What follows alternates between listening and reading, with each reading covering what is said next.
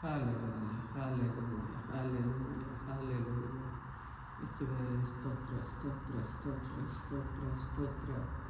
Hallelujah, hallelujah, hallelujah. ಪ್ರಾರ್ಥಿಸೋಣ. ಪರಲೋಕದಲ್ಲಿರುವ ನಮ್ಮ ತಂದೆಯಾದ ದೇವರೇ, ಕರ್ತನೇ, ನಿಮ್ಮ ಗನುಡ ನಾಮಕ್ಕೆ ಸ್ತೋತ್ರ ಹೋಗಲಿ ಸ್ವಾಮಿ. ಈ ವೇಳೆಯಲ್ಲಪ್ಪ ನಿಮ್ಮ ವಾಕ್ಯಗಳನ್ನು ಧ್ಯಾನಿಸುವಾಗ ದೇವನೇ, ನಿಮ್ಮ ವಾಕ್ಯದ ಸಂಗಡ ನನ್ನ ಸಂಗಡ ನಮ್ಮ ಸಂಗಡ ನೀವು ಮಾತನಾಡಿ ಸ್ವಾಮಿ. ನಿಮ್ಮ ಸ್ವರ ದೇವರೇ, ನನ್ನ ಕುರಿಗಳು ನನ್ನ ಸ್ವರವನ್ನು ಕೇಳುತ್ತವೆ ಎಂದು ನಿನ್ನ ವಾಕ್ಯದಲ್ಲಿ ನೋಡುವ ರೀತಿಯಲ್ಲಪ್ಪ, ನಿನ್ನ ವಾಕ್ಯವನ್ನು ನಾವು ಕೇಳಿ ನಿಮಗಾಗಿ ನಾವು ಜೀವಿಸುವಂತೆ, ನಿಮ್ಮ ವಾಕ್ಯದಲ್ಲಿ ನಾವು ಬೇರೂರಿ ನಿಂತುಕೊಳ್ಳುವಂತೆ ಸಹಾಯ ಮಾಡಿ. ನಿಮ್ಮ ಕರೆಗಳಲ್ಲಿ ಅರ್ಪಿಸಿಕೊಳ್ಳುತ್ತೇನೆ. ಯೇಸು ಕ್ರಿಸ್ತನ ಅಮೂಲ್ಯ ನಾಮದಲ್ಲಿ ಬೇಡಿಕೊಳ್ಳುತ್ತೇನೆ ತಂದೆ. ಕರ್ತನಾದ ಯೇಸುವಿನ ನಾಮದಲ್ಲಿ ನಿಮ್ಮೆಲ್ಲರನ್ನು ವಂದಿಸುತ್ತೇನೆ. ನಾವು ಕಳೆದ ದಿನದಲ್ಲಿ ನೋಡಿದೆವು ಯಾವ ರೀತಿ ಸಾಲೋಮೋನನು ಅವನು ಸೋಮಾರಿಯ ಹೊಲದ ಮೇಲೆಯೂ ಬುದ್ಧಿಹೀನನ ತೋಟದ ಮೇಲೆ ಹಾದು ಹೋಗುವಾಗ ಅವನು ದೃಷ್ಟಿಸಿ ಮನಸ್ಸಿಟ್ಟನು. ಆತನು ಏನು ಮಾಡಿದಂತೆ ತನ್ನ ಜ್ಞಾನವನ್ನು ಪಡೆದುಕೊಳ್ಳುವುದನ್ನು ನೋಡ್ತೇವೆ. ಯಾವ ಜ್ಞಾನ ದೇವ ಜನಗಳೇ, ನಾವು ಏನಪ್ಪ ಯಾವಾಗಲೂ ಬೆಳಗಿನ ಜಾವದ ಪ್ರಾರ್ಥನೆ ಹೇಳ್ತಾರೆ ಅಂತ ನಾವು ನೆನೆಸ್ತೀವಿ. ನೋಡಿ, ಇದೇ ಅಲ್ಲಿ ನೋಡ್ತೇವೆ, ಜ್ಞಾನೋಕ್ತಿಗಳು 8ನೇ ಅಧ್ಯಾಯದಲ್ಲಿ ನೋಡ್ತೇವೆ. 1ರಿಂದ ನಾನು ಓದ್ತೇನೆ. ಜ್ಞಾನವೆಂಬಾಕೆಯು ಕರೆಯುತ್ತಾಳೆ, ವಿವೇಕವೆಂಬ ಆಕೆಯು ದನಿಗೈಯುತ್ತಾಳೆ. ಆಕೆಯು ರಾಜ ಮಾರ್ಗಗಳ ಅಗ್ರಸ್ಥಾನದಲ್ಲಿ ದಾರಿಯ ಪಕ್ಕದಲ್ಲಿ ನಡು ಬೀದಿಯಲ್ಲಿ ನಿಂತು ಕೂಗುತ್ತಾಳೆ. ಪುರ ಪ್ರವೇಶದ ದ್ವಾರಗಳಲ್ಲಿ ಬಾಗಿಲುಗಳೊಳಗೆ ಜನ ಸೇರುವ ಸ್ಥಳದಲ್ಲಿ ಹೀಗೆ ಕೂಗುತ್ತಾಳೆ, ಮನುಷ್ಯರೇ, ನಿಮ್ಮನ್ನೇ ಕರೆಯುತ್ತೇನೆ, ಮಾನವರಿಗಾಗಿ ದನಿಗೈಯುತ್ತೇನೆ. ಮೂಢರೇ, ಜಾಣತನವನ್ನು ಕಲಿತುಕೊಳ್ಳಿರಿ, ಜ್ಞಾನಹೀನರೇ, ಬುದ್ಧಿಯನ್ನು ಗ್ರಹಿಸಿರಿ. ಕೇಳಿರಿ, ನಾನು ಶ್ರೇಷ್ಠವಾದ ಸಂಗತಿಯನ್ನು ಹೇಳುವೆನು, ಯಥಾರ್ಥಕ್ಕಾಗಿಯೇ ತುಟಿಗಳನ್ನು ತೆರೆಯುವೆನು. ದೇವರು ಹೇಳ್ತಾ ಇದ್ದಾರೆ, ಏನು ಹೇಳ್ತಾ ಇದ್ದಾರೆ? ಜ್ಞಾನವೆಂಬಾಕೆಯು ಕರೆಯುತ್ತಾಳೆ. ಅಂದರೆ ದೇವರು ನಮ್ಮನ್ನು ಸರಿಯಾದ ಸತ್ಯದೆಡೆಗೆ ನಡೆಸುವುದಕ್ಕೆ ದೇವರು ಏನು ಮಾಡ್ತಾರೆ? ನಮ್ಮನ್ನು ಕರೆಯುತ್ತಾರೆ. ಅಲ್ಲಿ ಹೇಳಲ್ಪಟ್ಟಿದೆ 4ನೇ ವಚನದಲ್ಲಿ, ಮನುಷ್ಯರೇ, ನಿಮ್ಮನ್ನೇ ಕರೆಯುತ್ತೇನೆ, ಮಾನವರಿಗಾಗಿ ದನಿಗೈಯುತ್ತೇನೆ. ಮೂಢರೇ, ಜಾಣತನವನ್ನು ಕಲಿತುಕೊಳ್ಳಿರಿ, ಜ್ಞಾನಹೀನರೇ, ಬುದ್ಧಿಯನ್ನು ಗ್ರಹಿಸಿರಿ. ನಮ್ಮ ಜೀವಿತದಲ್ಲಿ ನಾವು ಯಾಕೆ ಪ್ರಾರ್ಥಿಸಬೇಕು? ಯಾತಕ್ಕೆ ಬೆಳಗ್ಗೆ ಎದ್ದೇ ನಾವು ಪ್ರಾರ್ಥನೆ ಮಾಡಬೇಕು? ಬೆಳಗಿನ ಜಾವದಲ್ಲೇ ಪ್ರಾರ್ಥಿಸಬೇಕು. ಇದೆಲ್ಲ ನಾವು ನೋಡುವಾಗ ದೇವರು ಹೇಳ್ತಾರೆ, ಮನುಷ್ಯರೇ, ನಾನು ನಿಮ್ಮನ್ನೇ ಕರೆಯುತ್ತೇನೆ, ನೀವೇನು ಮಾಡಬೇಕಂತೆ? ಜಾಣತನವನ್ನು ಕಲಿತುಕೊಂಡಿರಿ, ಬುದ್ಧಿವಂತರಾಗಿರಬೇಕು. ನಾವು ನಮ್ಮ ಆತ್ಮಿಕ ಜೀವಿತದಲ್ಲಿಯೂ ಸಹ ನಾವು ಯಾಕೆ ನಮ್ಮ ಜೀವಿತದಲ್ಲಿ ಈ ರೀತಿ ಕಷ್ಟ, ಸೋಲುಗಳು, ಕಣ್ಣೀರುಗಳೆಂದು ಬರುವಾಗ ನಮಗೆ ಬುದ್ಧಿ, ದೇವರು ಜ್ಞಾನವನ್ನು ಕೊಡಲಿಕ್ಕೆ ಆತನು ಶಕ್ತನಾಗಿದ್ದಾರೆ. ಆತನು ಕರೆಯುತ್ತಾರೆ, ಬನ್ನಿರಿ, ನಾನು ನಿಮಗೆ ಬುದ್ಧಿ ವಾದವನ್ನು ಹೇಳಿಕೊಡುತ್ತೇನೆಂದು. ನೋಡಿ, ಈ ಒಂದು ಜ್ಞಾನೋಕ್ತಿ 8ನೇ ಅಧ್ಯಾಯ 17ರಿಂದ 21ರವರೆಗೂ ಓದುವಾಗ ನಾವು ನೋಡ್ತೇವೆ, ದೈವ ಜನಗಳೇ, ದೇವರು ಬಹಳ ಸ್ಪಷ್ಟವಾಗಿ ಇಲ್ಲಿ ಹೇಳ್ತಾ ಇದ್ದಾರೆ. ಏನಕ್ಕೆ ನಮ್ಮನ್ನು ಕರೀತಿದ್ದಾರೆ ಅಂದರೆ, ಅಲ್ಲಿ ನಾವು ನೋಡ್ತೇವೆ, ದೇವರ ವಾಕ್ಯದಲ್ಲಿ ನೋಡ್ತೇವೆ, ನನ್ನನ್ನು ಪ್ರೀತಿಸುವವರನ್ನು ನಾನು ಪ್ರೀತಿಸುತ್ತೇನೆ, ಆತುರದಿಂದ ಹುಡುಕುವವನು ನನ್ನನ್ನು ಕಂಡುಕೊಳ್ಳುವನು. ನೀವು ದೇವರನ್ನು ಪ್ರೀತಿಸುವಂಥವರಾಗಿದ್ದರೆ ಆತನು ಸಹ ನಿಮ್ಮನ್ನು ಪ್ರೀತಿಸುತ್ತಾರೆ. ಅದು ಮಾತ್ರ ಇಲ್ಲಿ ಹೇಳಲ್ಪಟ್ಟಿದೆ, ಆತುರದಿಂದ. ದೇವರನ್ನೇ ಹುಡುಕಬೇಕಂತೆ, ಆತುರದಿಂದ ಹುಡುಕುವವರು ನನ್ನನ್ನು ಕಂಡುಕೊಳ್ಳುವನು. ಏನೋ ದಾನವಾಗಲ್ಲ ನಮ್ಮ ಜೀವಿತಗಳು. ದೇವರನ್ನು ನಾವು ಸರಿಯಾಗಿ ಅರಿತುಕೊಳ್ಳಬೇಕಾದ್ರೆ ನಾವು ಹೇಗೆ ಹುಡುಕಬೇಕಂತ ಇಲ್ಲಿ ಹೇಳಲ್ಪಟ್ಟಿದೆ, ಆತುರದಿಂದ. ನಾನು ಕಳೆದ ಸಾರಿನೂ ಹೇಳಿದೆ, ಅದು ತಮಿಳಲ್ಲಿ ಮಾತ್ರ ಇದೆ ಅಂತ. ಮುಂಜಾನೆಯಲ್ಲಿ ನನ್ನನ್ನು ಹುಡುಕುವವನಂತ ತಮಿಳ್ ಬೈಬಲಲ್ಲಿ ಮಾತ್ರ ಇದು ಆತುರ ಅನ್ನೋದು ಅಲ್ಲಿ ಮುಂಜಾನೆ ಅಂತ ಹೇಳಲ್ಪಟ್ಟಿದೆ. ಬೇರೆ ಯಾವ ಬೈಬಲ್ಗಳಲ್ಲಿಯೂ ಯಾವ ಟ್ರಾನ್ಸ್ಲೇಷನಲ್ಲೂ ನಾವು ಇದನ್ನು ನೋಡಲ್ಲ. ಮುಂಜಾನೆಯಲ್ಲಿ ನನ್ನನ್ನು ಹುಡುಕುವವನು ನನ್ನನ್ನು ಕಂಡುಕೊಳ್ಳುವನು. ದೇವರು ಯಾರೆಂದು ನಾವು ಅರಿಯಬೇಕಾದರೆ, ನಮ್ಮ ಕಷ್ಟ, ನಷ್ಟ, ಕಣ್ಣೀರುಗಳ ಮಧ್ಯದಲ್ಲಿ ನಮ್ಮ ಜೀವಿತ ಹೇಗೆ ಲೋಕದಲ್ಲಿ ನಾವು ಜೀವಿಸಬೇಕೆಂದು ಸರಿಯಾಗಿ ನಾವು ತಿಳುಕೊಳ್ಳಬೇಕಾದ್ರೆ ನಾವೇನು ಮಾಡಬೇಕಂತೆ? ಮುಂಜಾನೆಯಲ್ಲಿ ಆತುರದಿಂದ ಹುಡುಕುವವನು ನನ್ನನ್ನು ಕಂಡುಕೊಳ್ಳುವನು. ದೇವರು ನಮಗೆ ಟೀಚ್ ಮಾಡ್ತಾರೆ, ಯಾವ ರೀತಿ ಜೀವಿಸಬೇಕು, ಯಾವ ರೀತಿ ಪ್ರಾರ್ಥಿಸಬೇಕು, ಯಾವ ರೀತಿ ದೇವರನ್ನು ಆರಾಧಿಸಬೇಕು. ಇವುಗಳನ್ನು ಆತನು ಹೇಳಿಕೊಡುವ ದೇವರಾಗಿದ್ದಾರೆ. ಅಲ್ಲಿ ನೋಡ್ತೇವೆ, ನೋಡಿ, ಹಾಗೆ ಕಂಡುಕೊಳ್ಳುವವನಿಗೆ ಏನಿದೆ ಅಂತ ಅಲ್ಲಿ ಬರೆಯಲ್ಪಟ್ಟಿದೆ 18ನೇ ವಚನದಲ್ಲಿ, ನನ್ನಲ್ಲಿ ಅಂದರೆ ದೇವರ ಕರಗಳಲ್ಲಿ, ದೇವರಲ್ಲಿ ಧನ ಘನತೆಗಳು, ಶ್ರೇಷ್ಠ ಸಂಪತ್ತು, ನೀತಿಯು ಇರುತ್ತವೆ. ದೇವರನ್ನು ನಾವು ಹುಡುಕುವಾಗ ದೇವರು ಹೇಳ್ತಾ ಇದ್ದಾರೆ, ಆತನನ್ನು ಬರುವಾಗ ನಮ್ಮನ್ನು ಬರಿಗೈಯಲ್ಲಿ ಆತನು ಕಳಿಸುವುದಿಲ್ಲ. ದೇವ ಜನಗಳೇ, ದೇವರು ಹೇಳ್ತಾ ಇದ್ದಾರೆ, ನನ್ನಲ್ಲಿ ಏನುಂಟಂತೆ? ಧನ ಘನತೆಗಳು, ಶ್ರೇಷ್ಠ ಸಂಪತ್ತು, ನೀತಿಯು ಇರುತ್ತದೆ. ದೇವರಿಂದ ಧನ ಅಂದರೆ ಇವತ್ತು ಪ್ರತಿ ಮನುಷ್ಯ ಕಷ್ಟಪಡೋದೇನಕ್ಕೆ, ಅಯ್ಯೋ ನಾನು ಜೀವನ ಮಾಡಬೇಕಲ್ಲ, ನಮ್ಮ ಜೀವಿತ ಹೀಗಿರಬೇಕು ಹಾಗಿರಬೇಕು, ಹಣಕ್ಕಾಗಿ ನಾವೇನು ಮಾಡ್ತೀವಿ ಅಲ್ಲಿ ಹೋಗಿ ಕಷ್ಟಪಡ್ತೇವೆ. ದೇವ್ರು ಹೇಳ್ತಾ ಇದ್ದಾರೆ, ನನ್ನಲ್ಲಿ ಧನ ಅಂದರೆ ಹಣ, ಘನ ಅಂದ್ರೇನು, ಘನತೆ, ಗೌರವ ಬರುವಂತೆ ನಮಗೆ ಗೌರವವನ್ನು ಉಂಟು ಮಾಡುವ ದೇವರು.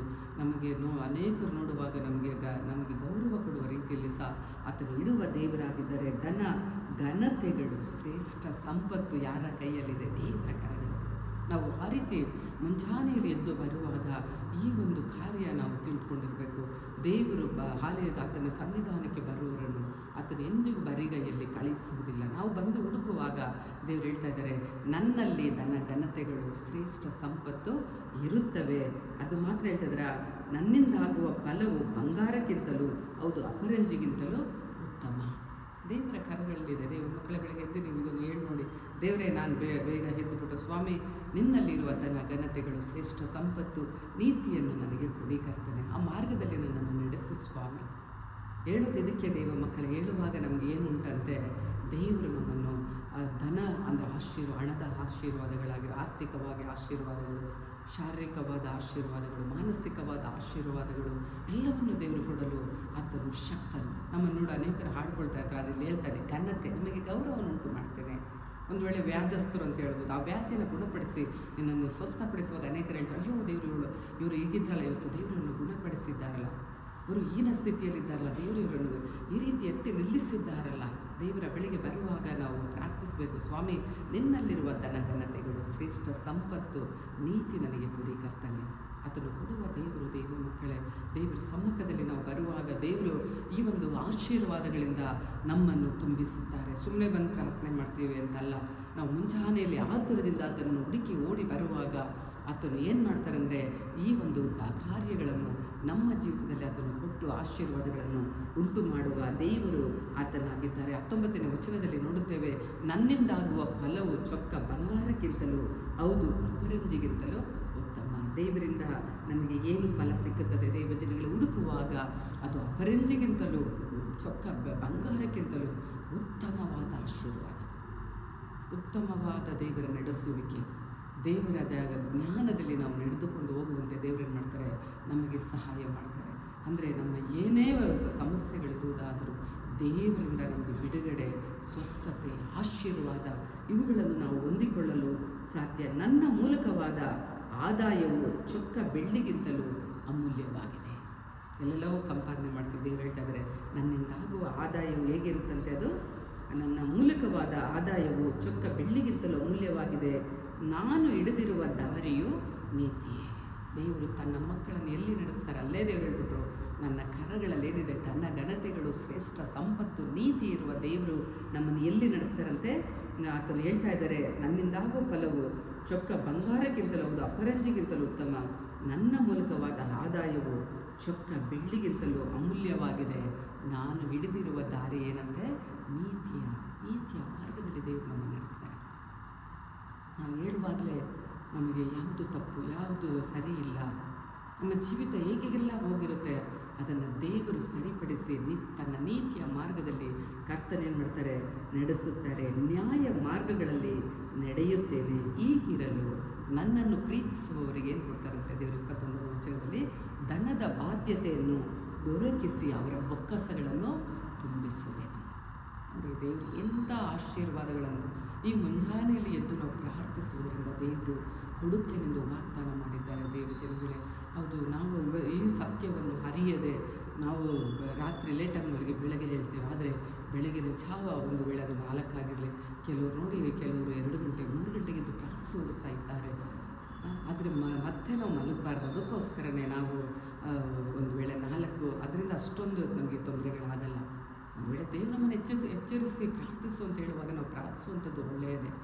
ಆದರೆ ಮತ್ತೆ ಪ್ರಾರ್ಥನೆ ಮಾಡಿ ಮಲಗುವುದಕ್ಕಿಂತಲೂ ನಾವು ಎದ್ದು ನಾವು ದೇವರನ್ನು ಆರಾಧಿಸುವಾಗ, ದೇವರನ್ನು ಸ್ತುತಿಸುವಾಗ ದೇವರು ಏನು ಮಾಡ್ತಾ ಇದ್ದಾರಂತೆ, ನನ್ನನ್ನು ಅಂದರೆ ಯೇಸುವನ್ನು ಪ್ರೀತಿಸುವವರಿಗೆ ಧನದ ಬಾಧ್ಯತೆಯನ್ನು ಅನುಗ್ರಹಿಸಿ ಅವರ ಬೊಕ್ಕಸಗಳನ್ನು ಏನು ಮಾಡ್ತಾರಂತೆ ದೇವರು ತುಂಬಿಸುತ್ತಾರೆ. ಅಂದರೆ ಹೀನ ಸ್ಥಿತಿಗಳು, ಕಣ್ಣೀರುಗಳು, ಕಷ್ಟಗಳು, ಅವಮಾನಗಳು, ವೇದನೆಗಳು ಇವುಗಳಿಂದ ದೇವರು ಏನು ಮಾಡ್ತಾರೆ, ಬಿಡಿಸಿ ನಮ್ಮನ್ನು ಆತನು ಏನು ಮಾಡ್ತಾರಂತೆ, ನಮ್ಮ ಬೊಕ್ಕಸಗಳು ಅಂದರೆ ನಮ್ಮ ಕರ್ತನು ಕೊಟ್ಟಿರುತ್ತಾರೋ ಅದರ ಆಶೀರ್ವಾದಗಳು ಇನ್ನೂ ಆಶೀರ್ವದಿಸಲ್ಪಡುವಂತೆ ದೇವರು ಮಾಡುವ ದೇವರಾಗಿದ್ದಾರೆ. ದೇವರ ಜನಗಳೇ ನೋಡಿ, ದೇವರು ನಮ್ಮನ್ನು ಕರೆಯುತ್ತಿರುವುದು ಸುಮ್ಮನೆ ಅಲ್ಲ. ಮೂಢತನವನ್ನು ನಾವೇನು ಮಾಡಬಾರ್ದಂತೆ, ಪ್ರೀತಿಸಬೇಡಿರಿ. ನಾವು 8:5 ನೋಡೋದು, ಮೂಢರೇ ಜಾಣತನವನ್ನು ಕಲಿತುಕೊಳ್ಳಿರಿ, ಜ್ಞಾನಹೀನರೇ ಬುದ್ಧಿಯನ್ನು ಗ್ರಹಿಸಿರಿ. ಅಂದರೆ ಬೆಳಗ್ಗೆ ನಾವು ಹೇಳುವುದರಿಂದ ಏನು ನಮಗೆ ಪ್ರತಿಫಲ ಸಿಗುತ್ತದೆ? ಯಾಕೆ ನಾವು ಬೆಳಗ್ಗೆ ಹೇಳಬೇಕು? ಇದು ಮಾತ್ರವಲ್ಲ ದೇವಜನಗಳೇ, ನಾವು ಯಾವಾಗಲೂ ಹೇಳ್ತಾ ಇರ್ತೀವಿ, ಯಾವುದೇ ಕೂಟಕ್ಕೆ ನೀವು ಹೋಗೋದಾದರೂ, ಆರಾಧನೆಗೆ ಹೋಗೋದಾದರೂ ಕನ್ನಡದಲ್ಲಿ ಬರೆಯಲ್ಪಟ್ಟಿದೆಯಲ್ಲ, ಆತುರದಿಂದ ಬರಬೇಕು ದೇವರನ್ನು. ಏನೋ ದಾನವಾಗಿ ಹೋಗೋದಲ್ಲ, ಅರ್ಧ ಗಂಟೆ ಆದ ನಂತರ ಹೋಗೋದು ಅಥವಾ 5 ನಿಮಿಷ ಆದ ನಂತರ ಕೂಟಗಳಿಗೆ ಹೋಗುವಂಥದ್ದು. ಆರಾಧನೆಗಳಿಗೂ ಸಹ ನೀವು ನೋಡಿ, ಇದನ್ನು ಈ ರೀತಿ ಮಾಡಿ ನೋಡಿ. ಒಂದು ಬೆಳಗಿನ ಪ್ರಾರ್ಥನೆ, ಎರಡನೇದಾಗಿ ಯಾವುದೇ ನಾವು ಕೂಟಗಳಿಗೆ ಹೋಗುವಾಗಲೂ ನಾವು ದೇವರ ಕಾರ್ಯಗಳ ಕುರಿತು ಆಸಕ್ತಿ, ಆತುರತೆ ಇರಬೇಕು ನಮ್ಮಲ್ಲಿ, ಉತ್ಸಾಹದಿಂದ. ಒಂದು ಮಗು ನಾವು ಸ್ಕೂಲಿಗೆ ಕಳಿಸ್ಬೇಕಾದ್ರೂ ಏನು ಮಾಡ್ತಾರೆ, ಅವರು ಬೇಗ ಹೋಗಬೇಕು ಅಲ್ಲಿ, ಅಂದರೆ ಅವಸರವಾಗಿ ರೆಡಿಯಾಗಿ ಹೋಗೋದನ್ನು ನಾವು ನೋಡ್ತೇವೆ. ಆ ರೀತಿ ದೇವರ ಆಲಯಕ್ಕೆ ಬರುವಾಗಲೂ ನಾವು ಹೇಗೆ ಬರಬೇಕಂತೆ, ಆತುರದಿಂದ. ಅಯ್ಯೋ, ನನ್ನ ಸ್ವಾಮಿ ಬಂದುಬಿಟ್ಟಿರ್ತಾರೆ, ನಾನು ಫಸ್ಟ್ ಹೋಗಬೇಕು, ನಾನು ದೇವರ ಆಲಯದಲ್ಲಿ ಹೋಗಿ ದೇವರನ್ನು ಆರಾಧಿಸಬೇಕು, ಆತನಲ್ಲಿರುವ ಧನ ಘನತೆಗಳನ್ನು, ಶ್ರೇಷ್ಠ ಸಂಪತ್ತನ್ನು ನಾನೇನು ಮಾಡಬೇಕಂತೆ, ಹೊಂದಿಕೊಳ್ಳಬೇಕು. ಎಷ್ಟು ಸ್ಪಷ್ಟವಾಗಿ ವಚನ ಹೇಳ್ತಾ ಇದೆ. ಯೇಸು ಸ್ವಾಮಿ ದೇವರ ವಾಕ್ಯದಲ್ಲಿ ಕ್ಲಿಯರಾಗಿ ಹೇಳಲ್ಪಟ್ಟಿದೆ, ನನ್ನನ್ನು ಪ್ರೀತಿಸುವವರನ್ನು ನಾನೇನು ಮಾಡ್ತೀನಿ. ನೀವೊಂದು ವೇಳೆ ದೇವರ ಮೇಲೆ ಪ್ರೀತಿ ಇದ್ದರೆ ನೀವೇನು ಮಾಡ್ತೀರಾ, ಲೇಟಾಗಿ ಬರುವುದಿಲ್ಲ, ಲೇಟಾಗಿ ಹೇಳುವುದಿಲ್ಲ. ನಾವು ನಿಜವಾದ ಕ್ರಿಸ್ತನ ಪ್ರೀತಿ ನಮ್ಮಲ್ಲಿದ್ದರೆ, ಅಯ್ಯೋ ನನಗಾಗಿ ಪ್ರಾಣ ಕೊಟ್ಟ ದೇವರು, ನನ್ನನ್ನು ರಕ್ಷಿಸಿದ ದೇವರು, ನನ್ನನ್ನು ಈವರೆಗೂ ನಡೆಸಿಕೊಂಡು ಬರುತ್ತಿರುವ ದೇವರು, ಆತನು ನನ್ನನ್ನು ಪ್ರೀತಿಸುವ ದೇವರಿಗೆ ನಾನು ನನ್ನ ಪ್ರೀತಿಯನ್ನು ಹೇಗೆ ತೋರಿಸುತ್ತಾ ಇದ್ದೇನೆ? ಅದೇನೆಂದರೆ ವಿಧೇಯತೆ. ದೇವರ ವಾಕ್ಯವು ನಮಗೆ ಹೇಳಿಕೊಡುವಾಗ ನಾವು ಅದಕ್ಕೆ ನಾವು ವಿಧೇಯರಾಗುವಾಗ ದೇವರು ಏನು ಮಾಡ್ತಾರೆ, ನಮ್ಮನ್ನು ಆಶೀರ್ವದಿಸಲು ಸಾಧ್ಯ. ದೇವರ ಮಕ್ಕಳು ಎಷ್ಟೋ ಜನರು ದೇವರನ್ನು ಕಂಡುಕೊಂಡು ಕಷ್ಟ, ನಷ್ಟ, ಇನ್ನೂ ಬಿಡಿಸಲಾರದ ಸಮಸ್ಯೆ. ಯಾಕೆ ಅಂದರೆ ನಾವು ದೇವರನ್ನು ಆತುರದಿಂದ ಹುಡುಕುವುದಿಲ್ಲ. ನಾವು ಯಾವಾಗ ಆತುರದಿಂದ ಹುಡುಕುತ್ತೇವೋ ದೇವರು ಹೇಳ್ತಾರೆ, ನಿನ್ನಲ್ಲಿರೋ ಅವಮಾನಗಳು, ವೇದನೆಗಳು, ಕಣ್ಣೀರುಗಳು ಎಷ್ಟು ಚೆನ್ನಾಗಿ ಹೇಳಲ್ಪಟ್ಟಿದೆ. ಧನ ಘನತೆ ಯಾರ ಕರಗಳಲ್ಲಿದೆ? ದೇವರ ಹತ್ತಿರ ಇದೆ. ದೇವರ ಮಕ್ಕಳೇ, ಅವುಗಳನ್ನು ಹೊಂದಿಕೊಳ್ಬೇಕು. ನಾವು ಸುಮ್ಮನೆ ಆಲಯಕ್ಕೆ ಹೋಗೋದು, ಬರುವುದು ಅಥವಾ ಮನೆಗಳಲ್ಲಿ ಪ್ರಾರ್ಥಿಸುವುದು ಬಹಳಷ್ಟು ಆಶೀರ್ವಾದ. ಎಲ್ಲಿ ಅಂದರೆ ಬೆಳಗಿನ ಜಾವಗಳಲ್ಲಿ ಹೇಳ್ತೀನಿ, ಕೆಲವರು ನಿಮಗೆ ಹತ್ತಿರದಲ್ಲಿರುವ ಸಭೆಗಳಿಗೆ ಹೋಗಿ ಪ್ರಾರ್ಥಿಸುವಂಥದ್ದು ತುಂಬ ಆಶೀರ್ವಾದಗಳು. ಆಲಯದಲ್ಲಿ ಬರುವಾಗ ದೇವರು ಏನು ಮಾಡ್ತಾರೆ, ಅದನ್ನು ವಚನ ಇಲ್ಲಿ ಹೇಳ್ತಾ ಇದೆ, ಧನ ಘನತೆಗಳು, ಶ್ರೇಷ್ಠ ಸಂಪತ್ತು ನನ್ನಲ್ಲಿ ಇದೆ. ನಾವು ಹೊಂದ್ಕೊಳ್ಬೇಕು ಅವುಗಳನ್ನು.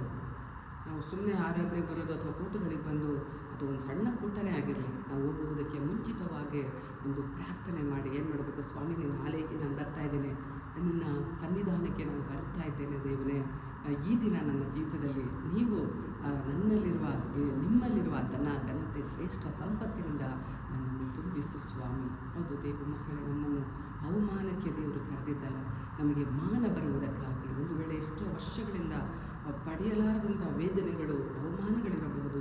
ಆದರೆ ನಾವು ಮುಂಚಾನೆಯಲ್ಲಿ ಒಂದು ವೇಳೆ ತೀರ ಆಗಲ್ಲ ಅನ್ನೋರು 5 ಗಂಟೆನೂ ಪರವಾಗಿಲ್ಲ, ಅದು ಒಂದು ವೇಳೆ 5:30ಗೆ ನಾವು ಇದ್ರೂ ಒಂದೊಂದು ತೀರ ಆಗಲ್ಲ ಅನ್ನೋರಿಗೆ ಹೇಳ್ತೀನಿ, ಎದ್ದು ಆದರೆ ಮಲಗಲಿಕ್ಕೆ ಹೋಗ್ಬಾರ್ದು. ದೇವಚನಗಳಿಗೆ ನೀವು ಈ ವಾಕ್ಯವನ್ನು ಹಿಡಿದುಕೊಂಡು ನೀವು ಪ್ರಾರ್ಥಿಸಿ ನೋಡಿ. ಹೌದು ದೇವರೇ, ನಿಮ್ಮಲ್ಲಿರುವ ಧನ ಘನತೆಗಳನ್ನು, ಶ್ರೇಷ್ಠ ಸಂಪತ್ತು ನನಗೆ ಕೊಡಿ ಕರ್ತನೆ. ಯಾವಾಗ ದೇವರು ಹತ್ರ ನಾನು ಪ್ರಶ್ನೆ ಕೇಳಿದೆ, ಸಾರಿ ಹೇಳ್ತಾ ಇದ್ದೆ, ಆವಾಗ ದೇವರು ನೀವು ಕೊಟ್ಟಂಥ ವಾಕ್ಯ, ಈ ಜ್ಞಾನೋಕ್ತಿಗಳು 8:17-20 ಅದನ್ನು ಓದುವಾಗಲೇ ನನಗೆ ಗೊತ್ತಾಯಿತು, ಓಹೋ ದೇವರನ್ನು ಆತುರದಿಂದ ಹುಡುಕುವಾಗ, ಮುಂಜಾನೆಯಲ್ಲಿದ್ದೆ ಅದನ್ನು ಹುಡುಕುವಾಗ ಏನುಂಟಂತೆ, ಧನ ಘನತೆಗಳು, ಶ್ರೇಷ್ಠ ಸಂಪತ್ತು, ನೀತಿಯುಳ್ಳ ದೇವರ ಬಳಿಗೆ ನಾವು ಬರುವಾಗ ಆತನು ನಾವು ಆತುರದಿಂದ ಹುಡುಕುವಾಗ ಆತನು ನಮಗೆ ಕೊಡುವ ದೇವರಾಗಿದ್ದಾರೆ. ಅದು ಮಾತ್ರ ಹೇಳ್ತಾ ಇದ್ದಾರೆ, ನನ್ನಿಂದಾಗುವ ಫಲವು ಚೊಕ್ಕ ಬಂಗಾರಕ್ಕಿಂತಲೂ ಅಪರಂಜಿಗಿಂತಲೂ ಉತ್ತಮ. ದೇವ ಮಕ್ಕಳೇ, ಬಿಡಿಸಲಾರದ ಸಮಸ್ಯೆಗಳಿರುತ್ತೆ. ಇದು ದೇವರಿಂದ ಹಾಕುವಂಥ ಫಲ ಹೇಗಿರುತ್ತಂತೆ, ಬೆಳ್ಳಿ ಬಂಗಾರ ಹಾಕುವಾಗ ಏನು ಮಾಡ್ತಾರೆ, ಅದಕ್ಕೆ ಒಂದು ಗೌರವ ಕೊಡ್ತಾರೆ.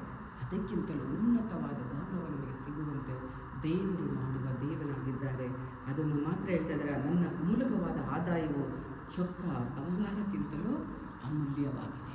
ದೇವರಿಂದ ನಮಗೆ ಅನೇಕ ಆಶೀರ್ವಾದಗಳು, ಬಿಡುಗಡೆಗಳು, ಜಯಗಳು ನಮಗೆ ಸಿಗುತ್ತೆ. ಎಷ್ಟೋ ಮಕ್ಕಳ ಜೀವಿತದಲ್ಲಿ ನೋಡ್ತೇನೆ, ಕೆಲವು ಕುಟುಂಬಗಳು ಮುರಿದು ಹೋದಾಗ್ಯೂ ಸಹ ಅವ್ರಿಗೆ ಕೇರೆ ಮಾಡಲ್ಲ. ಬರಬೇಕು ದೇವರ ಮಕ್ಕಳೇ, ಆಲಯದಲ್ಲಿ ಬರಬೇಕು, ನಮ್ಮನ್ನು ಸರಿಪಡಿಸ್ಕೊಳ್ಬೇಕು. ಎಲ್ಲಿ ನಾನು ತಪ್ಪಿದ್ದೇನೆ ಅದನ್ನು ನಾನು ಸರಿಪಡಿಸಿಕೊಳ್ಳುವಾಗ ದೇವರೇನು ಮಾಡ್ತಾರೆ, ನಮಗೆ ಆತನ ಮೂಲಕವಾದ ಬಿಡುಗಡೆ, ಜಯ ಅನ್ನೋದು ಉನ್ನತವಾಗಿರುತ್ತೆ. ಅದಕ್ಕೆ ನಮ್ಮನ್ನು ಅರ್ಪಿಸಿಕೊಡಬೇಕು. ದೇವ ಜನಗಳಾದ ನಾವು 20 ವರ್ಷದ ವಿಶ್ವಾಸಿಯಾಗಿದ್ದರೂ ಲೇಟಾಗೇ ಬರೋದು ಅಲ್ಲ. ನಾವು ಯಾವಾಗಲೂ ನಮ್ಮ ದೇವ ಮಕ್ಕಳಿಗೆ ಹೇಳ್ಕೊಡ್ತಾ ಇರ್ತೀವಿ, ನೀವು ಯಾವಾಗಲೂ ಮುಂದೆ ಬನ್ನಿ. ಯಾವುದೇ ಒಂದು ಕೂಟಕ್ಕೆ ಬರುವುದಾದರೂ ಒಂದು ಅರ್ಧ ಗಂಟೆ, ಒಂದು ಕಾಲು ಗಂಟೆ ಮುಂಚಿತವಾಗಿ ಬನ್ನಿ. ಕಾರಣ ಅಂದರೆ ಯೇಸು ಸ್ವಾಮಿ ಅದಕ್ಕಿಂತ ಮುಂಚೆ ಬಂದು ಕಾದಿರುತ್ತಾರೆ ನಮಗಾಗಿ. ನನ್ನ ಮಕ್ಕಳನ್ನು ಆಶೀರ್ವದಿಸೋಣ, ನನ್ನಲ್ಲಿರುವ ಈ ಘನತೆ ಶ್ರೇಷ್ಠ ಸಂಪತ್ತನ್ನು ಕೊಡೋಣ ಎಂದು ದೇವರು ಕಾಯ್ದುಕೊಂಡಿರುವಾಗ ನಾವೇನು ಮಾಡ್ತಾ ಇದ್ದೀವಿ? ನಾವು ಲೇಟಾಗಿಯೇ ಬರ್ತೀವಿ. ಲೇಟಾಗಿ ಬರುವುದರಿಂದ ಬರುವಂಥ ಅನೇಕ ಆಶೀರ್ವಾದಗಳನ್ನು ನಾವು ಕಳೆದುಕೊಳ್ತೇವೆ. ದೇವ ಮಕ್ಕಳೇ, ಯಾವಾಗಲೂ ದೇವರನ್ನು ಹುಡುಕುವಾಗ ಹೇಗಿರಬೇಕು ಅಂತ ಇಲ್ಲಿ ವಚನ ಹೇಳ್ತಾ ಇದೆ ಅಂದರೆ 17ನೇ ವಚನ, ನನ್ನನ್ನು ಪ್ರೀತಿಸುವ ನನ್ನ ಮಗನೇ, ನನ್ನ ಮಗಳೇ, ನನ್ನನ್ನು ಹೇಗೆ ಹುಡುಕಬೇಕಂತೆ? ಆತುರದಿಂದ ಹುಡುಕುವಾಗ ದೇವರು ಯಾರೆಂದು ಅರಿಯಲು ಸಾಧ್ಯ. ನಾವು ಯಾವಾಗಲೂ ನಮ್ಮ ಸಮಸ್ಯೆ ಹೇಳ್ತೀವಿ ವಿನ ನನ್ನ ಜೀವಿತದಲ್ಲಿ ದೇವರು ಇದನ್ನು ಅದ್ಭುತಗಳನ್ನು ಮಾಡಿದ್ರು ಅಂತ ನಾವು ಹೇಳಲಿಕ್ಕೆ ನಮಗೆ ಗೊತ್ತೇ ಇರಲ್ಲ. ಎಷ್ಟೋ ಸಮಸ್ಯೆಗಳನ್ನು ಅದರಲ್ಲೇ ಮಾತಾಡ್ತಾ ಇರ್ತೀವಿ ವಿನ ಇದರಿಂದ ದೇವರು ನನಗೆ ಬಿಡಿಸುವ ದೇವನ ಆತನು. ಅದರಲ್ಲೂ ವಚನದಲ್ಲಿ ನೋಡುತ್ತೇವೆ, ಆತನು ಆತನು ಎಲ್ಲಿಂದ ಬರ್ತಾರೆ ಅಂತ ವಚನದಲ್ಲಿ ಹೇಳಲ್ಪಟ್ಟಿದೆ, ಚೀಯೋನಿನಿಂದ ಬಿಡಿಸುವ ಕರ್ತನು ಬರುತ್ತಾರೆ. ಅಂದರೆ ಆಲಯದಲ್ಲಿ ನಾವು ಯಾವಾಗ ಬರುತ್ತೇವೆ ದೇವಜನಗಳೇ, ಅಲ್ಲಿ ದೇವರು ಏನು ಮಾಡ್ತಾರೆ? ನಮಗೆ ಬಿಡುಗಡೆಯನ್ನು ಕೊಡುವ ದೇವರು ಆತನಾಗಿದ್ದಾರೆ. ಎಷ್ಟೋ ಸಾರಿ ನಮಗೆ ಇದು ಗೊತ್ತಿಲ್ಲ. ರೋಮಪುರದವರಿಗೆ ಬರೆದ ಪತ್ರಿಕೆ 11ನೇ ಅಧ್ಯಾಯ ಅದರ 26ನೇ ವಚನವನ್ನು ಓದ್ತೇನೆ. ಆಮೇಲೆ ಇಸ್ರೇಲ್ ಜನವೆಲ್ಲ ರಕ್ಷಣೆ ಹೊಂದುವುದು, ಇದಕ್ಕೆ ಆಧಾರವಾಗಿ ಶಾಸ್ತ್ರದಲ್ಲಿ ಬಿಡಿಸುವವನು ಚೀಯೋನಿನೊಳಗಿಂದ ಹೊರಟು ಬಂದು ಯಾಕೋಬಿನಲ್ಲಿರುವ ಭಕ್ತಿಹೀನತೆಯನ್ನು ನಿವಾರಣೆ ಮಾಡುವನು. ನಾನು ಅವರ ಸಂಗಡ ಮಾಡಿಕೊಂಡ ಈ ಒಡಂಬಡಿಕೆಯು ನಾನು ಅವರ ಪಾಪಗಳನ್ನು ಪರಿಹರಿಸುವಾಗ ನೆರವೇರುವುದು. ಎಲ್ಲಿಂದ ಬರ್ತಾರಂತೆ ದೇವರು? ದೇವ ಜನಗಳೇ, ಇಸ್ರೇಲ್ ಜನರನ್ನು ಇಸ್ರೇಲ್ ಜನರಿಗೆ ರಕ್ಷಣೆ ಹೊಂದುವರು. ಅದಕ್ಕೆ ಆಧಾರವಾಗಿ ದೇವರು ವಾಕ್ಯ ಬಿಡಿಸುವವನು ಎಲ್ಲಿಂದ ಬರ್ತಾರಂತೆ?